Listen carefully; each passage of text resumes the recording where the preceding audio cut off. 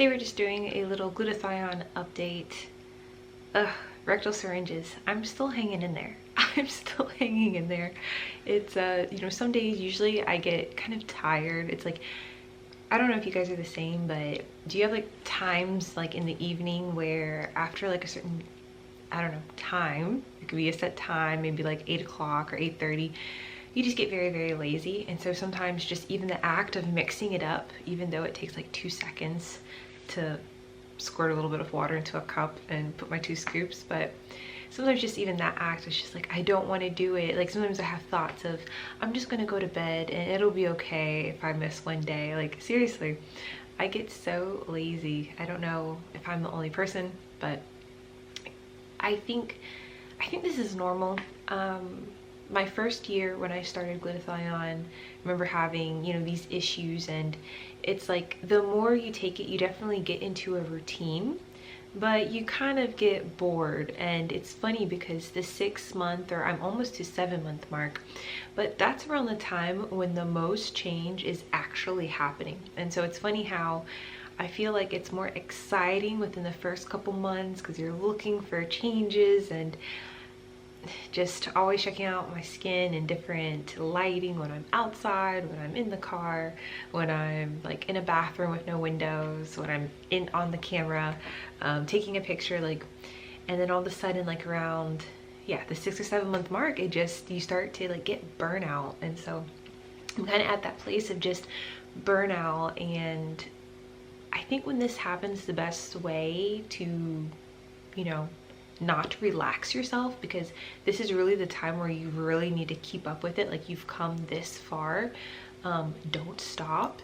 For most people, unless you are of already a pretty fair skin tone, maybe you just like got a tan, and removing tans, usually you can remove it pretty quickly, like within a month or 2 months, so depending on where you started. But if you are a deeper color, like on like the Fitzpatrick scale, I would say like, you know, a 3 or 4, this is really the time where you need to maintain that, just sticking to it, just like maintain being committed to it, even if you might not feel as excited, because it's going to feel like not a lot is happening. And sadly, that's just how this goes. Most of the excitement is in the very beginning, and then after a while it's like kind of get used to it, and it's just like, ugh, I have to do this. And but this is really the time where I think the most changes are happening, just because the way glutathione works is that it gets stored in our cells. In like every cell of our body you can find glutathione, and there are a lot of supplements, there's a lot of things that we take that cannot be stored in our cells. Zinc is one of them. Vitamin C, it doesn't, like, our body cannot produce it, we have to supplement it. And also, you know, we can't store it, and so that's why you always have to be constantly taking it. And what is not being used is, you know, eliminated through our waste. So with glutathione, it's great because it literally is building up. And if you were to go get your blood work done right now, you have so much more glutathione in your body after even like the first 60 days versus, you know, like the first week. And then every month after that, like I think within, the study showed like within the first 3 months, it was up 30%. And you know, when they did the blood platelet count. And so it's just like, you have to stick with it. The longer you take it, the more you will have it in your body. And it's after your body is just kind of, I guess, flushed with glutathione that the storage will start to do its magic. So you don't want to just be supplementing and using and supplementing and using. Every time your body takes a little more, and it starts like to stack up, and that's where you start to see the change. And so a lot of people get discouraged because 6 or 7 months, and it's just like, okay, I should be at my, you know, my goal, like I should be seeing a radical change. And like for some people, it's like, not really. You're going to see a change. Is it going to be radical? Are people going to ask you, what are you doing differently? They might notice a difference in the health of your skin, but it might not be as noticeable as you may want. Really, I remember getting so excited around the 11 to 12 month mark. So just even like the 9 month mark, from the 6 to 7 month mark, it's like, okay, hold tight. Things are changing, obviously you can tell, but just a little bit. But things got really exciting around the 9-month mark. Something about those extra 2-3 months really made a difference. So if you start feeling burnt out, it's okay, it's like completely normal, but don't relax on your dosage. Don't relax and miss days. You're going to want to, but you really have to hold in, or like hang tight, especially if you still have like tons of glutathione. Just, you know, use all of it. Like, don't stop now if you've already invested. Like, see it through. The hardest part of the glutathione journey is just keeping up your morale, keeping a good attitude and sticking with it. This is tough, especially when you aren't getting like a, I was trying to think, a glutathione push, like when you're not getting like a glutathione shot, if you're not getting a glutathione IV.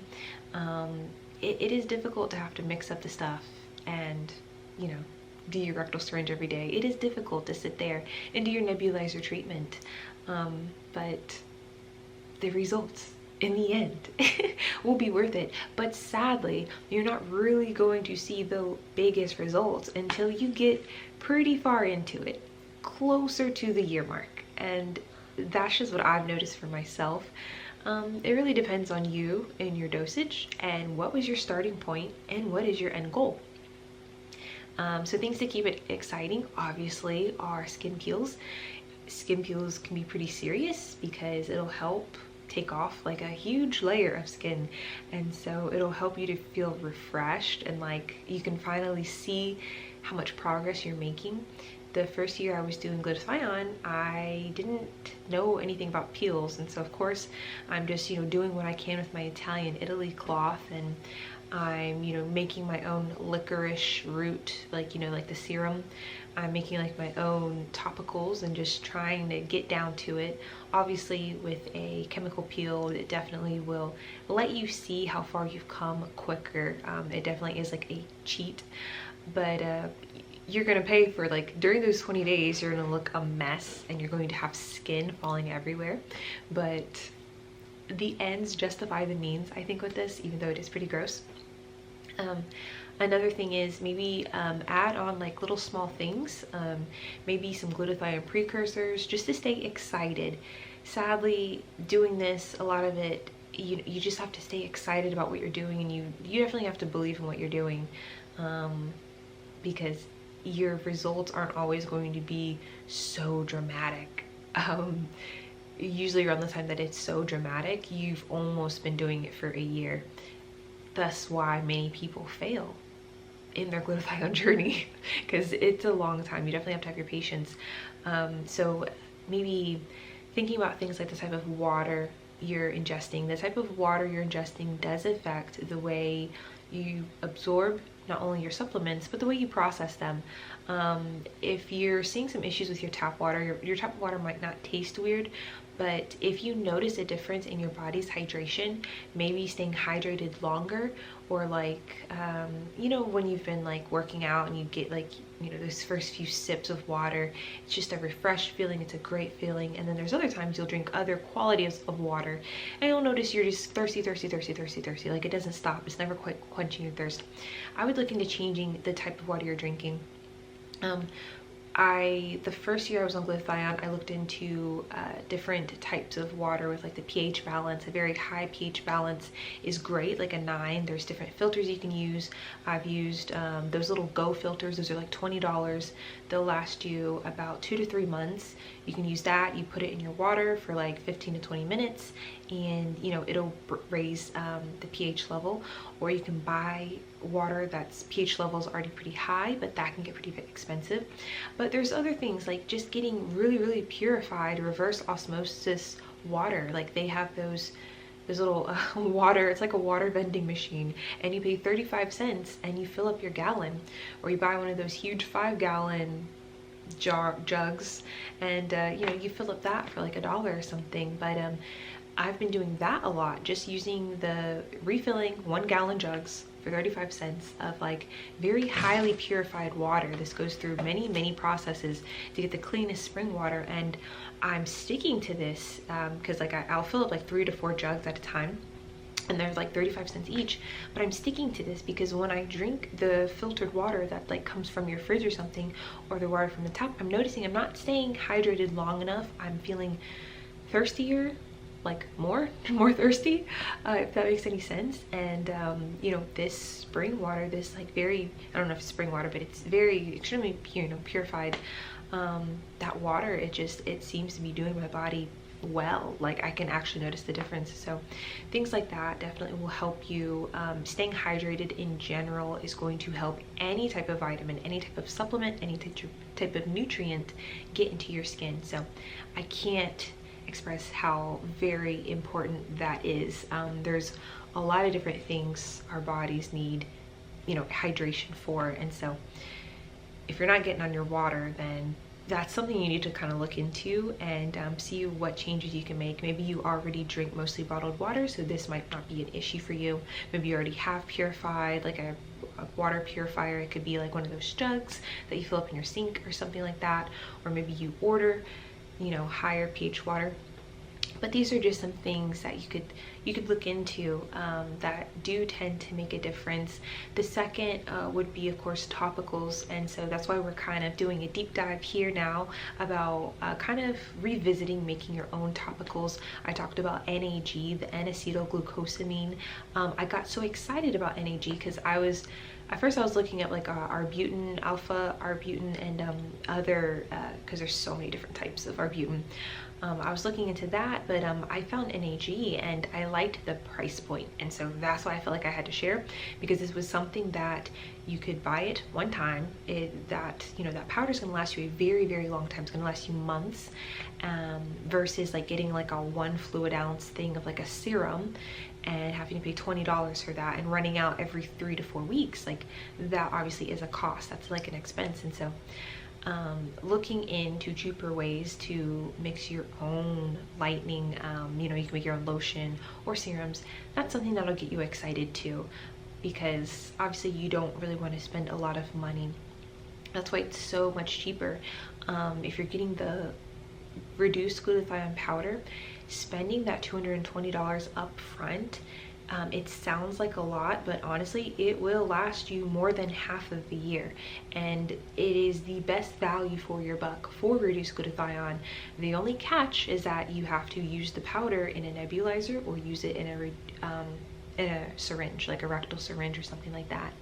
But really, that is the cheapest way to do this. Obviously you don't need all the other stuff. You don't need to take the NAC daily. You do need to take the vitamin C, the liposomal vitamin C, but thankfully liposomal vitamin C, especially the pills, it's fairly priced. So one bottle will usually last you at least 2 months or so. It depends on how much you're taking. But you wouldn't necessarily have to do the milk thistle. You wouldn't necessarily have to do the NAC. You don't necessarily have to do the hyaluronic acid. Those are just things that help the process, and like they're little like touches, they're little boosts. But just doing a glutathione and a liposomal vitamin C regimen on its own is already very helpful. The hardest part of it is sticking to it. Sticking to what you put your mind to do, because it is a time commitment. So that's my little rant on time. I hope you guys are sticking with it. If I need to start, I haven't been updating the email list at all, but if I need to start making updates on there just to help boost people morale, and just to help keep people focused, then I will, because it is something where I feel like the time flies by, but it also feels like it's going forever. Like when I have nights like last night where I'm just so tired, I'm just gonna go to bed, I'm not gonna worry about it. But really, if you're starting to get burnout and you're around the 6 to 7 month mark, don't. This is not the time to start. This is actually one of the most important parts, like top parts of your journey. It's, I would say, almost like a turning point for you. And this is like where all the magic happens, but sadly this is happening on a cellular level, and it's not always as easy as just waking up one day and being like, holy crap, I've never seen my skin like this. Like, it's not that easy. It's very gradual. But yeah, all.